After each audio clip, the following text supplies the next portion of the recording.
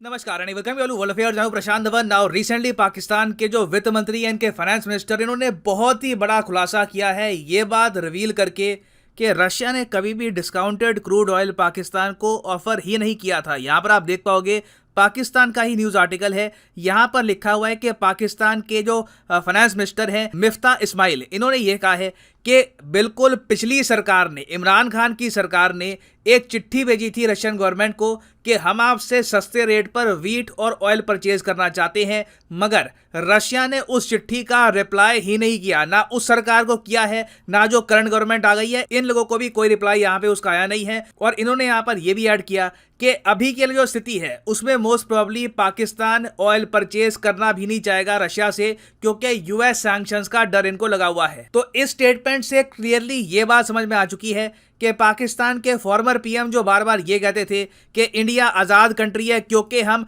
Discounted oil purchase कर पा रहे हैं रशिया से, पाकिस्तान स्लेव है क्योंकि इनको ये सब जो ऑयल है ये परचेज करने को नहीं मिल रहा, तो इन रियलिटी ये जो पूरी बात है झूठी है। क्योंकि अगर पाकिस्तान रेडी भी है परचेज करने को ये ऑयल, तो रशिया सस्ते रेट पर, डिस्काउंटेड रेट पर पाकिस्तान को ऑयल नहीं बेचने वाला। नाउ रशिया ऐसा क्यों कर रहा है, इसके पीछे रीजन क्या है, डिस्कस करेंगे कि इंडिया को डिस्काउंट क्यों मिलता है, बाकी कंट्रीज को डिस्काउंट क्यों नहीं मिल रहा। मगर आगे बढ़ने से पहले आपसे एक क्वेश्चन पूछूंगा। क्वेश्चन यहां पर यह है कि रिसेंटली इनमें से किस सीईओ ने टॉप किया है फॉर्चून 500 की लिस्ट को of the highest paid CEOs in the world. मतलब कि इनमें से वो कौन सा सीईओ है जो सबसे ज्यादा बड़ी पगार लेता है। Option A Tim Cook, option B Jensen Huang, option C Elon Musk, या फिर ऑप्शन डी सुंदर पिचाई। कमेंट सेक्शन में करिए उत्तर, सही आंसर आपको मिलेगा वीडियो के एंड में। नाउ पाकिस्तान के वित्त मंत्री ने जो ये बात बताई है, इससे एक बात क्लियर हो जाती है कि ऑयल के रेट्स क्यों लगातार बढ़ते जा रहे हैं। क्योंकि आई एम श्योर आपने एक बार को सोचा होगा, अगर एक तरफ रशिया अपने तेल के दाम कम किए जा रहा है, दूसरी तरफ अगर हम देखें तो कुछ कंट्रीज रशिया का ऑयल परचेज नहीं भी कर रही, तो ग्लोबली ऑयल के दाम क्यों बढ़ रहे हैं। ऑयल के दाम तो काफी हद तक स्टेबल होने चाहिए, मगर रियलिटी ये है कि रशिया का जो डिस्काउंट है, मैसिव डिस्काउंट, जहां पर बताया जा रहा है कि काफी बार ये लोग $70 पर बैरल या फिर उसके आसपास के अमाउंट में बेच रहे हैं क्रूड ऑयल इंडिया को, ये जो डील है सिर्फ इंडिया चाइना स्पेसिफिक है। ये किसी और कंट्री को ऐसी डील अभी के लिए ऑफर नहीं कर रहे। और इसलिए आपने देखा है कि ग्लोबली जो ऑयल के दाम है ये रिसेंटली $120 पर बैरल के ऊपर चले गए थे, बाद में कुछ करेक्शन आई है, मगर जो आपके लिए ट्रैजेक्टरी है यही है कि लगातार क्रूड ऑयल के दाम बढ़ने वाले हैं इन द नियर फ्यूचर। और अगर यहाँ पे आप सोचते हैं कि रशिया इंडिया को ही और इवन चाइना को ये डिस्काउंट क्यों दे रहा है, देखिए इसका रीजन प्राइमरली है, एक तो स्ट्रेटेजिक रिलेशंस। चाइना और इंडिया के साथ रशिया के बहुत ही डीप स्ट्रेटेजिक रिलेशंस हैं।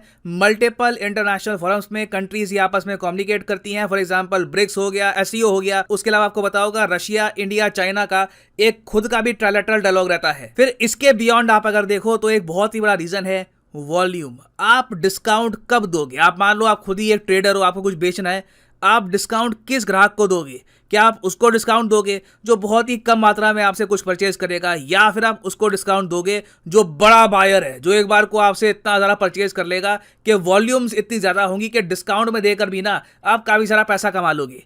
ऑब्वियसली जो बड़ा बायर होगा उसको डिस्काउंट दिया जाएगा। इसलिए आप देखते हैं काफ़ी बार होलसेल रिटेल की जो दुकानें होती हैं वहाँ पर भी जो बड़े बायर होते हैं, जो बड़े दुकानदार होते हैं, वो जब इकट्ठा माल उठाते हैं बहुत सारा, तो उनको कम रेट लगाया जाता है। और आज के समय में आपको अगर बताऊं तो CNBC के डेटा के हिसाब से इंडिया ज़्यादा ऑयल परचेज कर रहा है रशिया से कंपेयर टू चाइना। यहाँ पर आप देख पाओगे India imports of Russian oil around 9 times what they were 12 महीने पहले। ये जो 12 महीने पहले ये था यहाँ पर ऑयल रेट का, और यहाँ पे आप देखोगे ये आपको दिखेगा चाइना लाइट ब्लू कलर में आपको दिख जाएगा और इंडिया डार्क ब्लू कलर में है।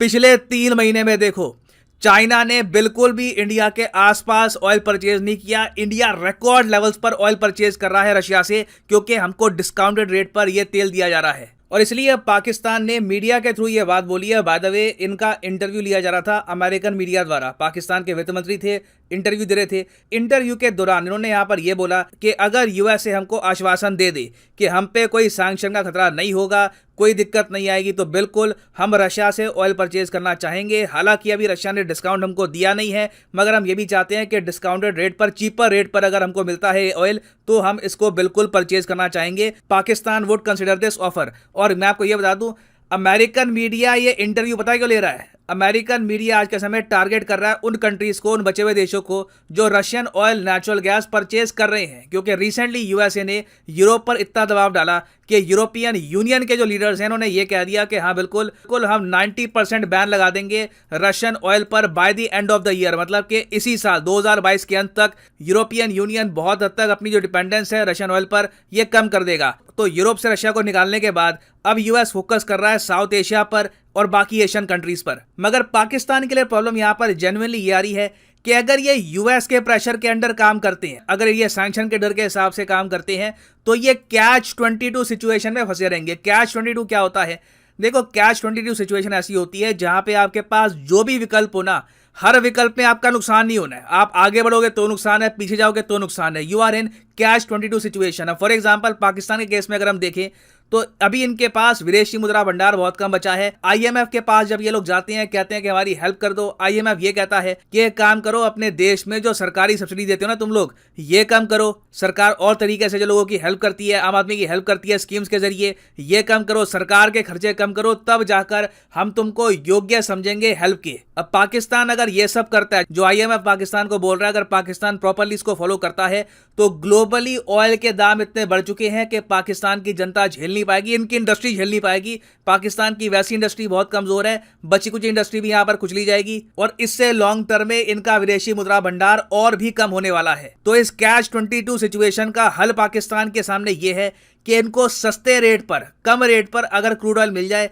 तो इनकी बहुत सारी प्रॉब्लम सॉल्व हो जाएगी। मगर सिंस रशिया के साथ इनके खास रिलेशन देते हैं नहीं, तो इनको कुछ खास ऑफर किया नहीं गया। अब इस बीच देखो, यहां पे बात आती है एक फ्लेक्सिबल फॉरेन पॉलिसी की। अगर पाकिस्तान में समझ होती है, फॉरेन पॉलिसी फ्लेक्सिबल होती है, कश्मीर को लेकर ये बिल्कुल आप कह लीजिए एक मैडनेस वाली फॉरेन पॉलिसी ना अपनाते, तो जो बांग्लादेश कर रहा है पाकिस्तान भी कर सकता था। बांग्लादेश पर क्या कर रहा है आज के समय? यहां पर आप देख पाओगे आर्टिकल है लिखा है कि श्रीलंका के बाद बांग्लादेश ने भी रशिया का जो सस्ता तेल है ये परचेज करने का फैसला किया है। मगर श्रीलंका तो खुद अपने आप देख रहा है ये सब। बांग्लादेश ने चुपचाप क्या किया है, इंडिया से एडवाइस मांगी है कि देखिए आप तो परचेज कर रहे हैं रशिया से डिस्काउंटेड ऑयल, कैसे मिलता है, क्या प्रोसेस होता है, कैसे इसको परचेज करना होता है, आप सैंक्शन से कैसे बचते हैं, हमारी भी बात करवा दो रशिया से, हम भी ऑयल परचेज करेंगे। चाहे एक बार को जितना डिस्काउंट आपको मिल रहा है उतना ना भी मिले, कुछ और थोड़ा बहुत डिस्काउंट मिल जाए, उससे भी हमको फायदा होगा। ये लिटरली बांग्लादेश के फाइनेंस मिनिस्टर ने कहा है कि हम इंडिया से एडवाइस मांग रहे हैं कि रशिया से ऑयल कैसे परचेज करें, और डेफिनेटली इंडिया यहां पर हेल्प करेगा बांग्लादेश की, और काफी सारा ऑयल सस्ते रेट पर बांग्लादेश भी परचेज कर लेगा। मगर यहां पे आप देख पाएंगे एक कंट्री की जो जिद होती है, जो पॉलिसी होती है, वो कितना नुकसान पहुंचाती है उस कंट्री को, उस कंट्री के लोगों को। पाकिस्तान के लोग जेन्युइनली यहां पर सफर कर पाएंगे, इनको कुछ रिस्पाइट यहां पर नहीं मिलने वाला।